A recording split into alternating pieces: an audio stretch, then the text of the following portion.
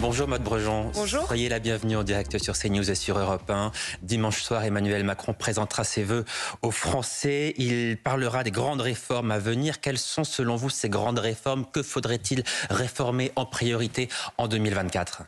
D'abord, si vous me permettez de regarder une minute dans le rétroviseur, ce qu'on a fait sur les 12 derniers mois, ça a été une année de réformes courageuses. La réforme des retraites, vous en avez beaucoup parlé sur vos plateaux, qui était une réforme difficile, mais qu'on a menée. La réforme de l'assurance chômage, et puis récemment, cette grande loi sur l'immigration. Sur l'immigration, on en a beaucoup parlé, mais je voudrais vraiment qu'on se projette sur ce qui va arriver, Maude Brejon, parce que c'est ce qui intéresse les Français. Que va-t-il se passer en 2024 ? Dans une année qui sera une année française et européenne.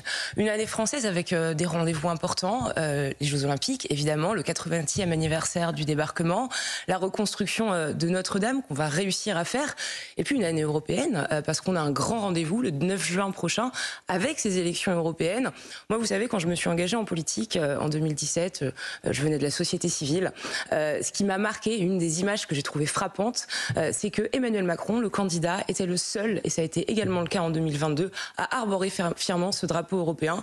Et donc pour nous, ce sera indéniablement un rendez-vous extrêmement important. Tout cela est très bien, Maude Brejon. Les JO, la reconstruction de Notre-Dame, c'est formidable. Des élections européennes à venir, mais ça n'est pas ça qu'attendent les Français. Ça n'est pas ça qui va changer leur vie. Mais on change leur vie depuis 6 ans et demi, pardonnez-moi. Mais vous avez le sentiment qu'aujourd'hui, les Français sont satisfaits, qu'ils sont plus heureux, plus satisfaits aujourd'hui qu'en 2017 ? Moi, quand je vais dans ma circonscription, je suis élu. J'entends les difficultés des gens, j'entends les difficultés sur le pouvoir d'achat, j'entends les attentes en matière de sécurité, j'entends les attentes en matière de santé. Mais qu'est-ce que je vois ? Je vois qu'on a recruté 10 000 forces de l'ordre supplémentaires. Je vois qu'on a eu une hausse du budget de la justice qu'aucun gouvernement n'avait mis en place auparavant. Je vois qu'on travaille sur l'écologie. Je vois qu'on s'est engagé, et on va réussir à le faire, à augmenter les enseignants, tous les enseignants, de 10%. Je ne vous dis pas que tout est parfait. Je ne vous dis pas qu'il ne reste pas des choses à faire. Et on va continuer dans ce sens-là. Je pense par exemple à la question du plein emploi, je pense à la question du pouvoir d'achat. Mais je veux qu'on regarde ce qui a été fait sur le temps long des deux quinquennats du président de la République. Vous semblez quand même très satisfaite ce matin de ce bilan. Est-ce que vous avez le sentiment que les Français connaissent plus ou moins de difficultés aujourd'hui qu'en 2017, lorsqu'Emmanuel Macron est arrivé au pouvoir ? Ce que je vois, c'est que d'une part, en 6 ans et demi, on a réarmé l'État. Vous ne voulez pas répondre à cette question. Plus ou moins de difficultés pour les Français aujourd'hui, oui ou non ?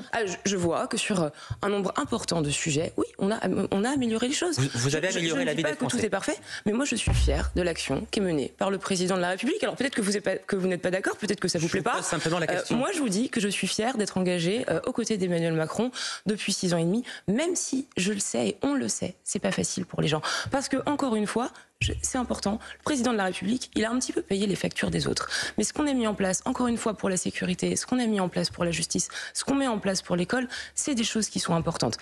Et pour l'hôpital, je voudrais qu'on parle de l'hôpital, parce que précisément ce qui se passe à l'hôpital Georges Pompidou interpelle beaucoup, notamment sur les réseaux sociaux, choque beaucoup les Français. L'établissement public donc appelle à la générosité afin de s'équiper d'un scanner. L'hôpital Georges Pompidou lance une cagnotte en ligne pour pouvoir acheter un scanner. Nous sommes en France le pays développé où l'on paye le plus d'impôts, et un hôpital tel que l'hôpital Georges Pompidou est obligé de lancer une cagnotte en ligne pour s'équiper d'un scanner. Maude Brejon, est-ce que ça vous choque ? Je comprends que ça puisse étonner les internautes. Étonner ou choquer ? Il y a peut-être une forme de maladresse là-dedans. Moi, je vais vous dire, on a passé des heures dans l'hémicycle à étudier ce qu'on appelle le projet de loi de finances de la sécurité sociale. C'est plusieurs centaines de milliards d'euros pour notre système de santé. Donc je ne peux pas laisser dire que l'État laisserait le système de santé en déshérence, c'est complètement faux. Voilà, maintenant il y a peut-être effectivement une maladresse dans la façon dont cette cagnotte, j'en connais pas les détails, a été lancée. Non mais attendez, moi ce que je voudrais dire aux gens qui nous regardent, c'est que jamais on a laissé tomber l'hôpital public, d'accord ? On l'a vu pendant le Ségur, on a été là avant le Covid, on sera là, on a été là après le Covid, on continuera d'être là. Et donc il y a probablement une maladresse dans la communication autour de cet achat, parce qu'encore une fois, l'État n'a jamais laissé tomber l'hôpital public. Mais manifestement, l'État n'a pas donné suffisamment d'argent à cet hôpital pour s'équiper d'un scanner. Écoute, je ne connais pas les détails de ce besoin d'achat de scanner. Je comprends qu'encore une fois, les gens puissent être étonnés, les gens puissent être choqués. Moi, je suis là pour leur dire qu'on continuera à soutenir l'hôpital public et à redresser l'hôpital public qui a été laissé en déshérence depuis des dizaines d'années. Alors il y aura aussi en 2024, en janvier, un énigmatique rendez-vous avec la nation. C'est ce que promet le président de la République et ce rendez-vous, personne n'en connaît les contours. À quoi est-ce que pourrait ressembler ce rendez-vous entre Emmanuel Macron et la nation dans les prochaines semaines? Ça c'est évidemment à lui de le dire. Maintenant, moi, ce que je vois, vu de ma fenêtre de citoyenne et de députée, c'est que depuis 6 ans, on a traversé beaucoup de crises. Et donc il y a probablement besoin d'avoir cette parole présidentielle, ou en tout cas cette initiative, pour rappeler ce qui fait que la France est une nation, est une grande nation. Regardez ce qu'on a réussi, comment est-ce qu'on a traversé les crises, et puis quelles sont les conquêtes qui nous restent à mener. Et pourquoi est-ce qu'aujourd'hui la France est en position de force pour réussir à les mener.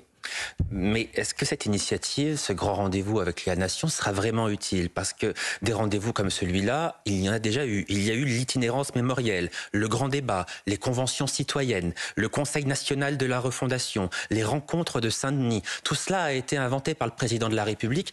Et ça a servi à quoi finalement? Et moi je pense que tout ce qui vise à créer du lien avec les gens, à parler aux gens, à mettre du sens dans l'action publique, sert in fine le président de la République et les Français et le lien qu'on arrive à tisser avec eux. Mais vous n'avez pas le sentiment que les Français ne se sont jamais sentis aussi éloignés du pouvoir et du chef de l'État?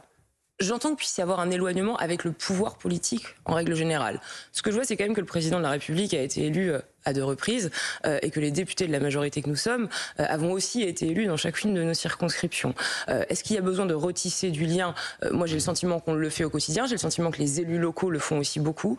Mais encore une fois, c'est normal. Après une année qui a été une année difficile, entre la réforme des retraites, les émeutes, on pourrait parler des émeutes de fin juin, cette réforme sur l'immigration, de remettre du sens, de remettre de la perspective à l'aune d'une année qui sera encore une fois une année très importante. Les appels à un remaniement, en tout cas, se multiplient dans votre camp, dans le camp présidentiel. Pour votre collègue Carl Olive, qui était mon invité il y a 2 jours, le chantage à la démission de plusieurs ministres opposés au texte immigration a provoqué une déflagration qui rend inéluctable un remaniement. Est-ce que vous partagez son avis ?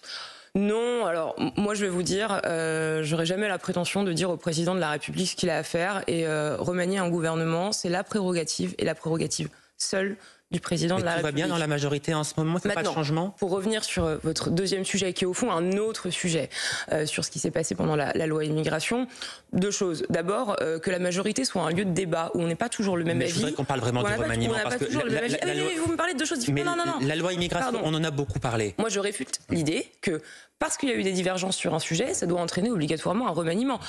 Je ne peux pas vous dire s'il y aura un remaniement ou non. Encore une fois, c'est la prérogative. Mais est-ce que vous le souhaitez? Vous êtes membre de la majorité, vous pouvez avoir un avis sur cette question. Moi, ce que je souhaite, c'est qu'on continue à mener des réformes de transformation pour le pays et à faire en sorte que les gens vivent un petit peu mieux qu'hier. Moi, ce que je veux, c'est pouvoir rentrer dans ma circonscription en expliquant aux gens pourquoi notre action améliorent leur quotidien, même humblement, parce que vous aviez raison de le dire. Est-ce que l'équipe gouvernementale actuelle est la bonne pour continuer à gouverner et pour mener les réformes futures? Écoutez, moi ce que je vois, c'est que Elisabeth Borne a fait preuve de beaucoup de courage dans une année où ça a parfois largement tangué, qu'on a des ministres de grande qualité, et une fois que j'ai dit ça, je reviens à ce que je vous disais initialement, c'est le choix du président de la République. L'année 2024 sera aussi marquée par des élections, les élections européennes, toujours pas de tête de liste pour le parti présidentiel, et pendant ce temps-là, le Rassemblement national s'envole avec 30% d'intention de vote dans les sondages, 12 points de plus que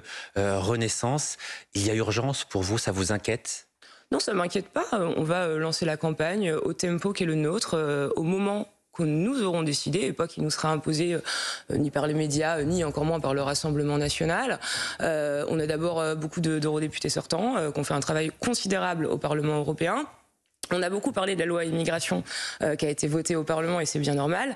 On en a moins parlé, mais il y a un pacte asile-immigration qui a été voté suite à 7 ans de négociations au sein de l'Union européenne. C'est extrêmement important, ça permettra de mieux protéger nos frontières, ça permettra de partager les données sur les personnes qui rentrent sur notre sol. Et pourquoi je vous dis ça? Non mais je vous dis ça parce que, excusez-moi, c'est quand même un petit peu important. Le temps médiatique, certes, va très vite, mais il y a un bilan à défendre. Et puis ensuite, vous inquiétez pas, on rentrera en campagne. Mais vous n'êtes pas inquiète le de savez. voir le RN à 30% dans les sondages. Vous dites il n'y a pas de souci, tout va bien, ça ne m'inquiète pas. Je ne dis pas qu'il n'y a pas de souci, mais moi je ne suis pas là pour être inquiète, je suis là pour défendre ce en quoi je crois. Et moi je pense qu'aujourd'hui, que la France n'est pas forte si l'Union européenne n'est pas forte, et que la France n'est pas grande si l'Union européenne n'est pas grande. Moi j'ai la conviction qu'il y a un certain nombre d'enjeux, par exemple la question de l'écologie, la question de l'immigration, qui se règlent aussi à une échelle européenne. Et je sais que le président de la République, depuis le premier jour de son premier quinquennat et même bien avant, a toujours été extrêmement engagé sur cette question. Ça fait partie des grands marqueurs de ces deux quinquennats. Ça continuera à faire partie des marqueurs qu'on revendique. Je pense qu'on est aujourd'hui probablement la seule famille politique qui n'a pas l'Europe honteuse. Si je vous parle du score du Rassemblement national dans les sondages, c'est parce qu'en 2017, à peine élu, le jeune président Emmanuel Macron s'était engagé à ce qu'il n'y ait plus aucune raison de voter pour les extrêmes. Aujourd'hui, on vient de le voir dans le sondage, le RN est très largement en tête pour les élections européennes. Il y a 88 députés du Rassemblement national, 75 députés de la France insoumise. Sincèrement, objectivement, c'est un échec abyssal pour le président de la République. Non, c'est pas un échec abyssal. Je rappelle que le président de la République est celui qui a abattu Marine Le Pen à 2 reprises. À 2 reprises. Donc ça, c'est la première chose. Ensuite, j'entends les difficultés, moi, qu'ont les Français. Et il faut regarder ce qu'il y a un petit peu derrière ce vote.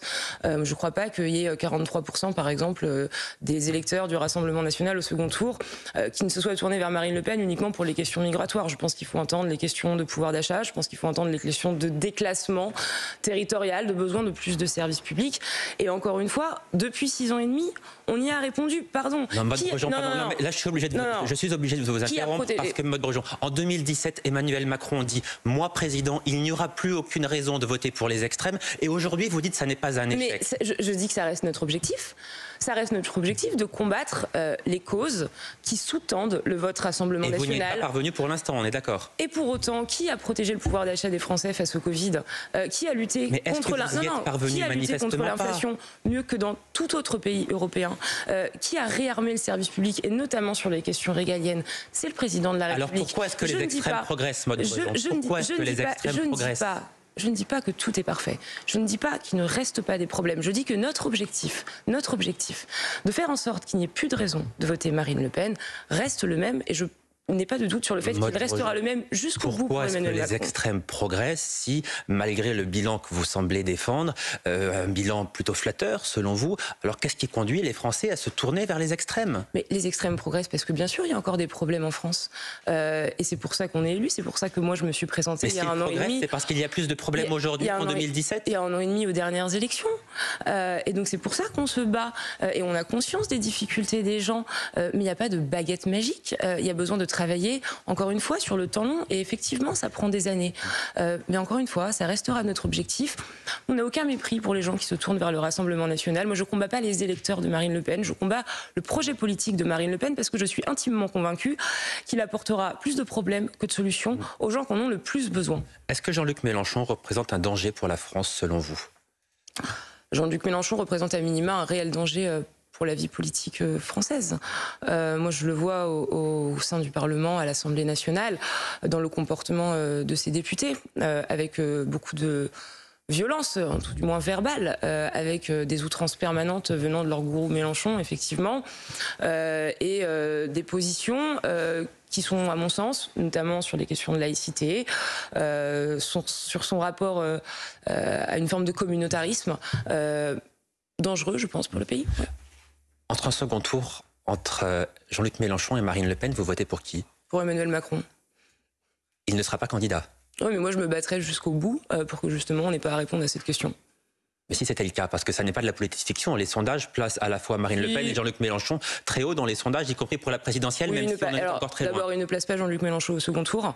Ensuite, permettez-moi quand même de rappeler que nous sommes le 28 décembre 2023, que les élections seront en 2027.